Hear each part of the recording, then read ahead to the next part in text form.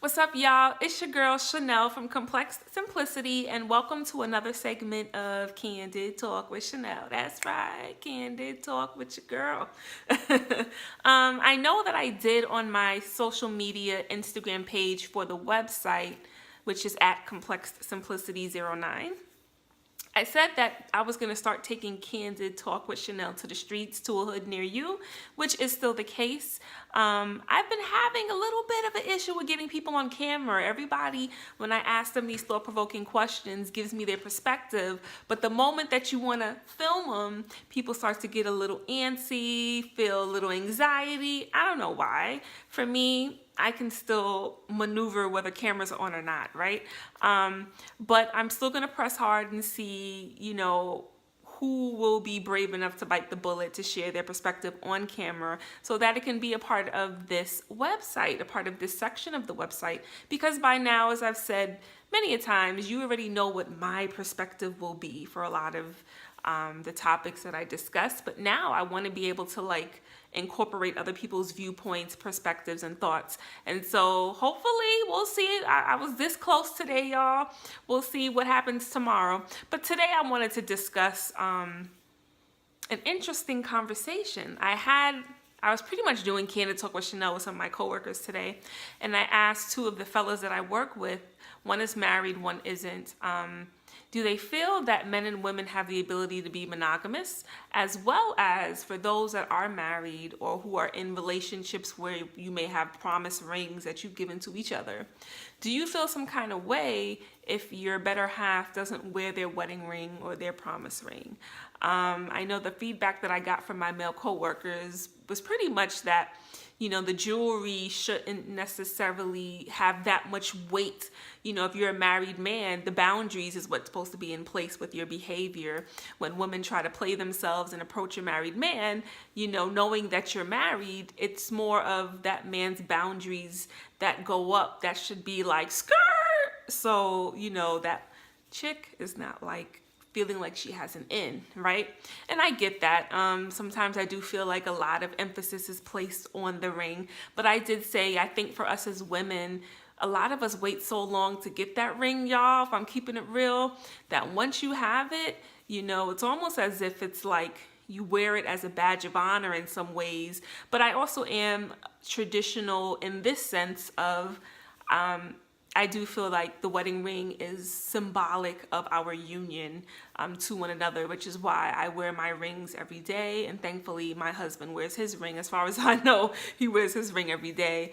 For me, I know that it's not just the ring. That rings really don't even ward off people. If I'm being honest, I wear my wedding rings every day. And I get approached by men all the time. I say I'm married. They see my rings. They don't care. They still want to get my number. They're like, can't you still have friends? And I'm like, no, I'm happily married, right? Meaning I don't do all of that. So I get the fact that these rings are not going to be like kryptonite and ward off single men who may find me attractive. What I will say, though, is I do wear my rings every day, and I in some ways expect that my husband wears his ring every day, because there is some true symbolism that's behind it. It played a role in our ceremony when we got married. There is a whole thing with the rings and what it symbolizes and putting it on each other's fingers and saying your vows. There's something to be said about that, in my opinion and perspective. And that's why I am proud to be my husband's wife. I'm proud to be married, and I will continue to wear my rings. I would feel out of place, because when I lotion my hands and things, I take my rings off. If I were to, for whatever reasons, forget my rings one day, I would feel like a fish out of water, if I'm being completely honest. I wouldn't even feel right. This is it's glued to me, so to speak. And for me, it's more of the symbolism. And if I'm being honest, I waited a long time to get a ring, y'all. So now that I have it and I'm married, your girl's wearing it every day. But I don't judge those, because I know people who are married who don't wear rings. People who may not be that much into jewelry. Some people prefer tattoos. Some people have another form of symbolism that depicts their union, right? But I wanted to throw it out there to you all. What are your thoughts for the singles out there? If and when you do get married, Do you feel that you would expect your spouse to wear their ring every day, and would you wear your ring every day? And for those who may not want to get married but are in committed relationships, do you feel that you expect your better half to wear a ring, and do you wear yours every day? And I guess the second part of this Candid Talk with Chanel controversial topic is, do we believe that men and women have the ability to be monogamous? We're in a day and age where cheating is glorified. Side chicks are winning, as I've said before in previous vlogs or audio recordings, written blogs even. What I will say is, I do feel like men and women have the ability to be monogamous, but you have to get into a committed relationship when you're absolutely ready to do so. I've learned that when men get into these marriages or committed relationships prematurely, that's where that window can be open for cheating.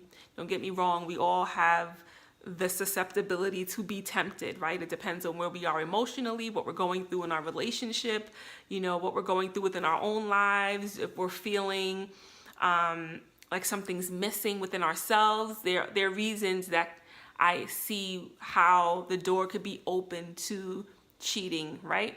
But what I will say is, I believe that God created us, men and women. God created the union of marriage. He made it very clear that that was a gift that he had.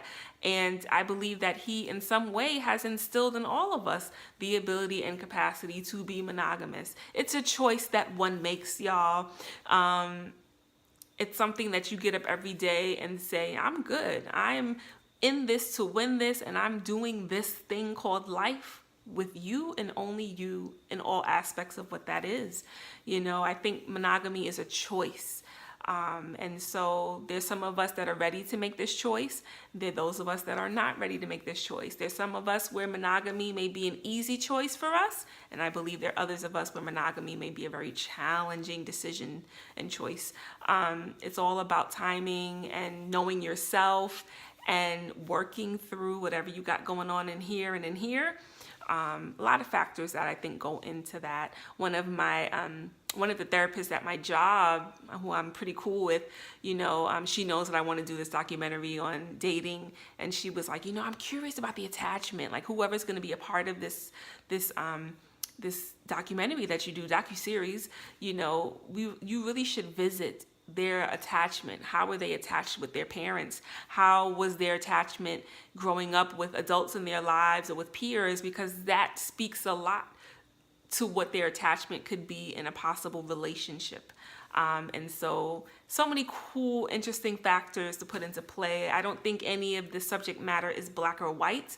I think it's very much gray with certain things. And we all have different maturity levels emotionally. We all love in different ways. Some of us have received the love we should have. Others of us have not received the love we should have. And so all of these things are factors in why some of us have a struggle with monogamy, and others of us are like, nah, I want to do life with one person and one person only. I want to be sexual with one person and one person only. It all depends. But let me know what you think. I'm tired of always sharing my viewpoints. I want to hear from you, please. Come on, let your girl know. Continue to head to complexsimplicity.com. And until next time.